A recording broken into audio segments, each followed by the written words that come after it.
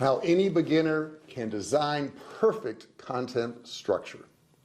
Yep, you're going to be doing content. We all are. Everybody's got to do content now. Everybody's a publisher. We're doing videos, we're doing blogs, but if you do it incorrectly, you're wasting your time. So in this video, what I'm going to do is I'm going to walk you through what perfect content structure is. It's no harder to do it right than it is to do it wrong, so you might as well do it right. I'll walk you through every single step. Don't forget to subscribe. Hit that subscribe button, turn it from red to gray. Don't forget to ring the bell, turn all bell notifications so you're notified every time I go live or if I upload a video.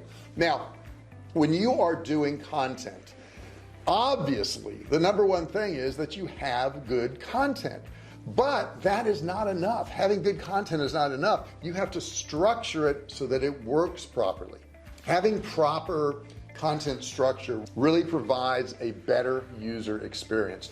That's what these search engines want, primarily Google, but they want that user to have a good experience. If you can give that user a good experience, then of course they're going to show your content. Now these search engines look at your content, but they don't read all of it. They skim it. So if you have it set up properly where they can skim it and get the information they need, you're going to come up higher in the search results. Also, if it's structured properly, it's easily readable. If it's easily readable, people are going to continue to read your stuff to the end, which is what you want them to do. You want them to stay there longer and longer. Also, if you structure it properly, it's going to be mobile friendly. Mobile friendly is super important. Let's face it, everybody's on their mobile device right now, whether it's a tablet or a smartphone. That's where they're really doing the majority of the work. Now I have a computer sitting here right now and I have my notes on it, but for the most part I'm on my phone all day. It's rare that I use my laptop unless I'm maybe editing videos or something along those lines. It also provides for increased accessibility. Those people who have handicaps can actually read the content better, see the content better, hear the content better, whatever their handicap may be. It makes it easier for them, which opens up more audience for you. Also, let's not forget, if it's structured properly, it's easily indexed. And if it's easily indexed, the search engines are going to be very friendly to you and they're going to show your content, which by doing that, you're going to have higher rankings. You're going to show up earlier in the search results, and that's what you want to do. And by structuring it properly, you're gonna maybe get that special search result with featured snippets where they show your 4 steps or your 10 steps to doing something. Okay, let's take a look at the guide I'm going to put on the screen now.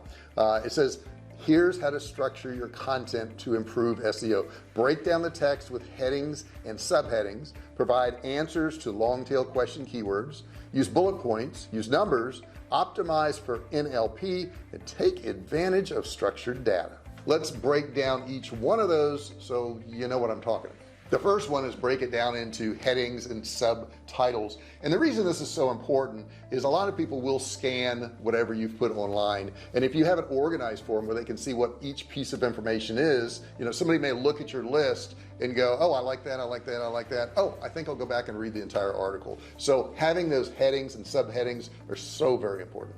When you're doing this, don't forget that you want to keep them short. You don't want them real long. You don't want to exceed over 70 characters on any heading or subheading. And wherever that heading or subheading is, you want to use the main keywords that you're referring to.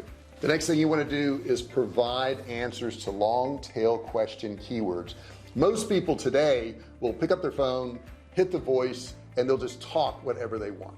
They don't use 2 or 3 words. They'll use a whole sentence. So if you can find some long tail keywords that match up to whatever you're trying to get across to the end user, all the better. I use my phone all the time and I just put some type of voice command in there, and that's how I find stuff. You can actually put question and answer boxes in your content. This is a really good method to use because somebody may be asking that exact question that you're answering. So if you have question and answers in your content, very helpful to them.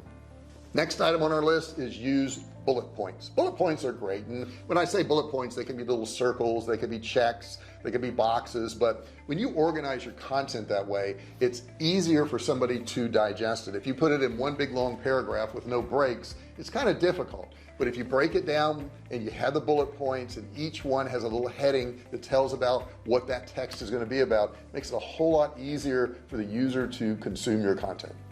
Now the next thing I like to do is to use numbers. Okay, instead of just having bullet points, you can have 7 numbers there or 8 numbers. I don't recommend you going over 10. Every now and then I'll do 12 or 14 or 15, but if you do too many of them, people think it's too much information and it may be too difficult for them. So if you could do the 5 steps or the 7 steps to something or 8 ways to do something, that works really well.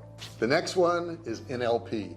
Now you may think you know what NLP is, neuro-linguistic programming, but that's not the NLP I'm talking about. I'm talking about natural language processing. So the way these algorithms work now is they look at your content, and based on the words in a sentence, they try to figure out what you really mean.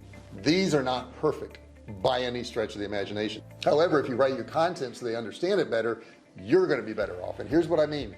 When you're writing a sentence, these algorithms look for a particular idea in that sentence. So the best way you can do this is make those sentences short and simple and to the point.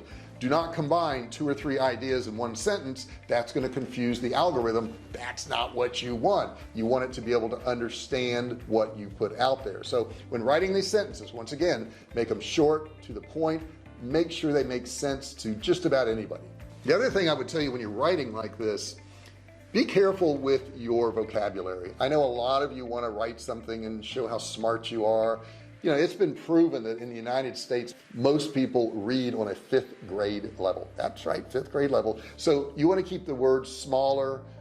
You want to have words that people use in their everyday language. When you start putting a lot of complicated words in there and complicated terms and difficult things to understand, it just keeps them from reading your content. Not to mention the fact that what we're really talking about here is the algorithms reading it. You're going to confuse those algorithms, and you don't want to do that. And the last thing I would tell you is take advantage of structured data. Structured data makes it a whole lot easier for the search engines to read your content. Now understand, once again, these search engines don't read all your content. They may grab things like the author or the main subject matter, the page, the volume, whatever it is. They just grab certain pieces of information. So if you can structure your content to where one of those algorithms could just go through and get the main idea of your article, you're going to get indexed a whole lot better, and you're going to come up better in the search results. So think about this structured data. It's super important that you make it easy for the algorithms. I think a lot of people think, you know, they're writing to impress somebody or to show how smart they are. What you're really doing is writing so that the algorithms can understand you. If you get those algorithms to understand you and get it structured correctly, you're going to get higher search results and more people to your content. So the bottom line is, if you want to come up higher in the search results, if you want more traffic, if you want your content consumed, you've got to get better at this, because let's face it, nowadays there is more content online than what we need. What a lot of people do is they see the content online and they write something similar to it. I wouldn't recommend doing that. As a matter of fact, I would recommend when you write content that you have some type of story of your own that they can follow. You have some type of experience on your own that they can follow. If you don't do that, you don't stand out. You sound like everybody else, and they're not going to want to read your content. If you can make yourself stand out by relating your own story or experiences with this subject matter, you're going to do a lot better off. Now, if you look at a subject matter, you're getting ready to write a blog or do a video, and you can't relate to it. In other words, you don't have an experience, you don't have a story. My recommendation is don't put out that content, because it's just going to get lost out there. If you keep putting out content that looks like everybody else's, you're going to get lost. Right now in the world, there are 1 billion, that's right, 1 billion blogs out there. 1 billion. Now there's only 7 billion people in the world, so that's 1 blog for every 7 people. And in addition to that, there's 1.8 billion websites. So that's a lot of websites. When you put information out there, you've got to stand out. And the only way to do that is to relate with your story or your experiences. And if you can't do that, don't publish it, because nobody's going to read it and you're wasting time.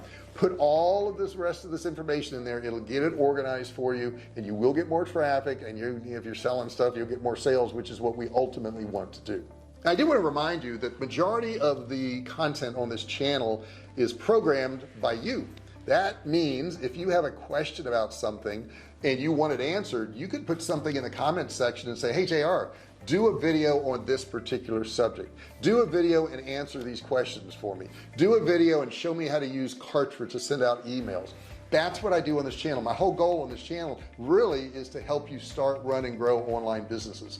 I do a lot of related things to it, but that's primarily my whole goal. So when you come to this channel, if you're part of this channel and you're a subscriber, be part of the actual voice of the channel. And the way you're going to do that is you're going to put comments below, you're going to put questions below. Heck, if you just want to introduce yourself, you can do that too, but it's very helpful to the channel, and you really have the best ideas for videos, so please share them with me. You, the guy in the blue shirt right there, hey, the lady in the red sweater, right? Okay, you guys, all right, white shirt guy, true, all right, would you also put something in there? I would appreciate it. And you're probably wondering how I can see what you're wearing. Well, that's my secret. Okay. Hey guys, thanks so much for watching this video. I really appreciate it. Don't forget to subscribe, also ring the bell, turn on all bell notifications so that you're notified each and every time I go live or if I upload a video. And a thumbs up would be great. I mean, I would love a thumbs up more than you can realize. All you gotta do is click that thumbs up. It helps the distribution of this video, and you could help the distribution by sharing this video with somebody who you think will get something out of it. Thank you so much for watching this video, and I'll see you in the next one. Hey, thanks for watching my video. Don't forget to subscribe to my channel and click that little bell right there so you can be notified every time I do a new video. Also, click on one of those videos there. Keep watching on my channel.